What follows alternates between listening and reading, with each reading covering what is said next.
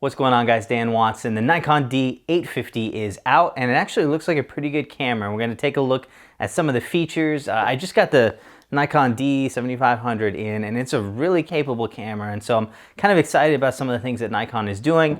So this camera just came out, and I mean, overall, it seems like a really big push in image quality, and it seems like a really big push in all the right features. Now, it doesn't mean it's perfect, and for me, I've come from mostly Canon shooters, so Canon 5D Mark IV is kind of my main camera on my personal side, although I use a bunch of other cameras. And so I'm going to kind of compare it to that and see what I think about it. But overall, it seems a good step forward where it counts. But again, it's not perfect. So let's take a look at some of the great things about this camera and some of the things that could be a little bit better. I mean, we have a much more competitive market right now, especially with Sony entering it and really putting up some awesome cameras. So let's take a look at the Nikon D850 and some of the things that might be awesome about it and some of the things that you should maybe think about before purchasing. Now, right out of the gate, it's a 45 megapixel sensor. We kind of had a little bit of a hint on this when Nikon said it was going to be an 8K. They kind of hinted at that a couple weeks ago, and that meant we knew it was going to be a very large resolution sensor. Well, it is, except this time it's actually backside illuminated, which is something we first saw in the Sony cameras. And overall, it really is probably going to mean amazing dynamic range performance, better low light performance, and even with that high resolution sensor. So it's really, really great to see that Nikon is pushing image quality. I mean, nobody ever has a problem with Nikon on the image quality side. They've been doing unbelievable things with their sensor technology. This one, I think, is actually made by Sony, but overall, it seems like a really, really nice sensor that's going to be leading to an awesome camera. Now, back when the Nikon D800 came out and really pushed that 36 megapixels, which was a really high resolution for a full-frame DSLR, it was ungodly slow. It was actually a little slow that I didn't pick it up for my wedding photography work, and it was a little high resolution for its time that it just didn't have the speed and capabilities that we needed at the time for that. Well, this is all changed now. You're talking 7 frames per second normal shooting, and if you use the battery grip with the battery that actually used it for the D5, and you can get actually over 7,500 images on a single battery, so you can basically shoot this thing all day long. Wedding photographers are going to love this.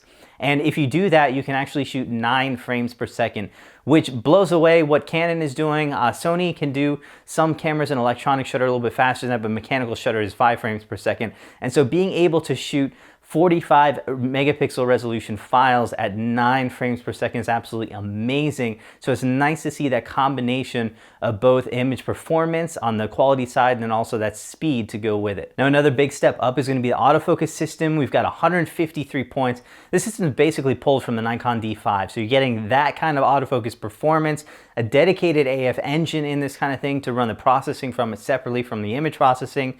And you're getting 99 cross type points on that, down to -4 EV, so very, very good in low light. I've been shooting with the Canon 5D Mark IV for a while. This is 61 autofocus points. They are all cross type, but this is going to kind of be a little bit worse than what we're looking for in this Nikon, because the Nikon D5 is just really one of the best autofocus systems on the market right now. Very good autofocus tracking, intelligent tracking across the frame for subjects, and so it's really about the best that we've gotten in DSLR technology. Now, Sony's been doing some great things with autofocus performance in cameras like the A9, being able to focus almost entirely to the edge of the frame. You do have more autofocus coverage across the frame than any other previous Nikon camera, but it's not going to quite get into that Sony A9 kind of mirrorless camera range. However, DSLRs are known for having extremely fast, reliable, pinpoint autofocus system. And one of the big issues is going to be fine-tuning those lenses that you have on that one. And for this one, Nikon has actually made it a little bit easier. We have a system in place to be able to quickly and do that automatically. And so it's really nice to see kind of that pair in technology with autofocus and making it a little bit easier, more accurate, because you're going to need it with those high resolution files. If you zoom in to 100%, you're going to notice any little bit that's off in autofocus. So it's nice to see a system like that. Now, Nikon has actually taken some hints from some mirrorless cameras, and so we have actually quite a few features when you're using live view. And then one of them is going to be that we actually have a tilt screen, which is fully touchscreen now. So the menus, everything touch to focus is going to be able to be used by the touchscreen. And so it's really nice to see. But also you have things like silent shooting when using the touchscreen, and we can actually combine that with the time-lapse function, which we'll talk about a little bit more in a minute. But the time-lapse function is actually pretty amazing on this camera. And you'll be able to combine that with your silent shooting, so you're not wearing out your shutter mechanism every time you're shooting time lapses. You won't be hearing any sounds. You can go completely silent on that. We also have another technology we've seen on mirrorless cameras, which is combining focus from different parts of the frame, a lot of dynamic range in your image while shooting at some wider aperture. So it's nice to see that Nikon is really kind of taking some of those other technologies and putting them together. So on that time lapse, this is kind of the feature that we had hinted at. It said 8K time lapse, which kind of led me to believe that we're actually going to be shooting 8K time lapses in camera. Well, it's not quite like that. You're actually going to be able to shoot 4K time lapses in camera, make the movies inside the camera if you want to. However, the still images from that time lapse are going to be over 8K resolution, which is what you would need if you need to put together a video in post of 8K. So you're going to have to make those time lapses in post. Not a big deal. I usually do that anyway. However, it was just kind of that they promoted 8K and then only delivering 4K in camera.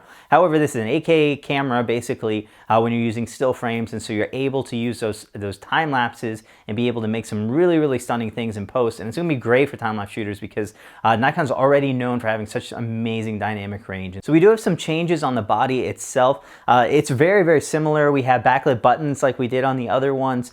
We don't have a flash right now, but we do have better weather sealing. You do have an enhanced grip and some new material on things like the joystick for changing your focus points and things like that. Now we also have a different card arrangement, so we still have dual cards, but one is the XQD card, which is really nice because it's a fast card. However, I don't have any XQD cards, so it's going to mean I have to upgrade to different card types to be able to use this camera. They're much faster, but they're a little bit more expensive than compact flash cards. So, and the other card is a UHS 2 SD card, so that's really good to see. Event wedding photographers and some other portrait photographers, there's a couple features here that you might want to take note of. One is we have a new low ISO of 64, which is really nice to see. In fact, in an extended mode, you can go to 32, which is crazy. So if you're shooting with flash, that could be really nice in the daylight to be able to shoot with that. And because this is such a high resolution camera, we also have 12-bit shooting, we have 14-bit shooting, we have small, medium, and large raw file sizes. So basically, however you want to arrange this, if you're shooting a ceremony and you know you're going to have thousands of pictures, you don't want them all 46 megapixels,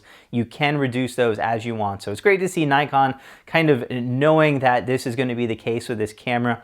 I remember on the original Nikon D800, that was not the case. You can only shoot 36 megapixel large raw file sizes. And so for some of us that were shooting thousands of images, it just at the time, it was a lot of card space and a lot of hard drive space, and we just didn't want to do it. Now it's a little more caught up. 45 megapixels probably doesn't bother me that much, but if you want to shoot smaller file sizes, if you're shooting sports or something like that, it's going to be great to see that. Now we do have live modes, so if you're using the live view modes, it is nice to see some of those new settings. However, I will say that Nikon in the past has just not been great with their autofocus in live view, and that's something I don't expect to change.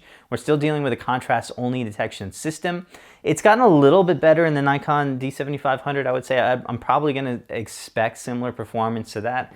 It's just really not reliable for certain things. It's not reliable for tracking. For still motion, just hitting off a shot or two, it's really good for that one. But as far as shooting a lot of fast moving objects, you're just not going to be able to do that. And so if you're someone who likes to use that rear LCD screen or wants to take advantage of some of those live view modes, and that's where mirrorless cameras are kind of going to have the advantage right now to the Nikon D850, which is really still truly a DSLR, and then they just haven't implemented that good autofocus system. Now, I use cameras like the 5D Mark IV. I just got the 6D Mark II in, and these use Canon's dual pixel autofocus system, which is actually really good. If you want to use live view, that might be a better system to choose just because you're going to have that. However, on the image quality side, especially the 6D Mark II, I got a review coming up, but in so many ways, it's kind of a joke camera. And Nikon is actually competing really strong when it comes to video. 4K video at 30 frames per second. That's using the full sensor, so no crop. On my 5D Mark IV, I got a 1.7x crop. And it shoots in motion JPEG, which pretty much means it's useless to me for 4K video. 1080p is the only thing I would ever use this for. So for 4K video, you are going to have your normal types of file sizes, your file types, and you're also going to be shooting it right up to 150 megabits per second, which is pretty good for 4K file. Now, most likely this is using pixel binning. It doesn't look like it's oversampling, so we're probably not going to see the detail that you can see in cameras like the Sony A7R II and the A9 that are using that oversampling from a larger sensor to get better image quality and better detail in those images. However, we're going to have very good low light performance, I'm sure. Now, we are most likely going to see quite a bit of rolling shutter, and so that's something we're going to need to test because I really think it's going to be a little bit limiting when it comes to that. But there's some pretty good specs on this thing. So we do have that flip LCD. It doesn't flip out completely, but it gives you some articulation on that. It is touch to focus. Again, I don't think that Nikon's autofocus system is going to be that great, but we do have it. And then we also have things like focus peaking, which Canon is also not giving us.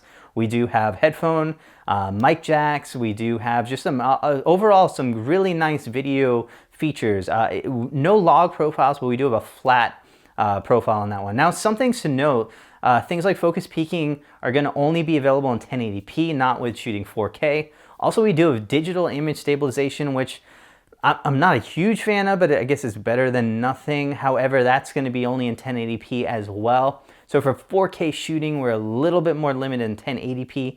I'm not actually sure why we're dealing with this, if it's just a processing thing, but I mean, overall, this seems to be a very capable camera, not quite up to what Sony or Panasonic are doing in their cameras, but compared to what I have in my 5D Mark IV, I must say, if you're shooting 4K, this is really a joke, and that's when you're going to want to look at cameras like the Nikon D850, which are going to shoot 4K in much more usable modes and with much more usable features than we're used to on other cameras. Now, overall for me, I'd have to say I'm pretty impressed with this camera. It's not everything that I wanted, but it's mostly there, and it's there in the right areas. Nikon is really pushing image quality, this high resolution sensor, and I'm fine with that. I can also shoot lower file sizes and small RAW if I want to on this camera. So it's nice to have the ability to shoot those high resolution images. It's nice to see the speed and performance that's there.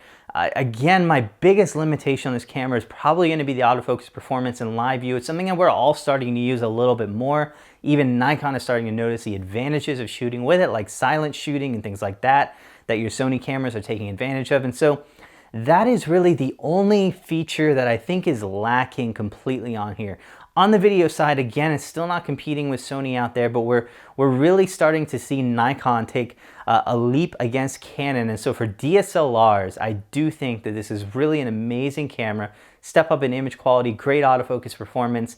It's clear that Nikon is just putting everything that it has into this camera, and I don't really fault it for much of the missing features, because when it comes to things like the lack of performance and autofocus and live view, this is not something that Nikon has the ability to do in another camera, and they're just kind of withholding from this camera. We've seen Canon do that a lot, where they have the features in higher end cameras or in the cinema line, and they're just refusing to add them to their DSLR cameras. And so this is not really the case with Nikon. It's not like Nikon has these amazing 4K log profiles and all that kind of stuff in other cinema cameras, and then they're just refusing to put them in the D810 or the D850 in this case.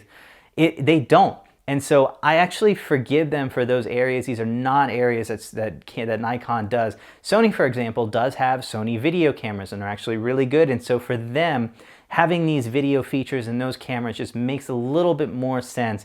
Nikon is actually doing about the best of any still image quality camera that you can find.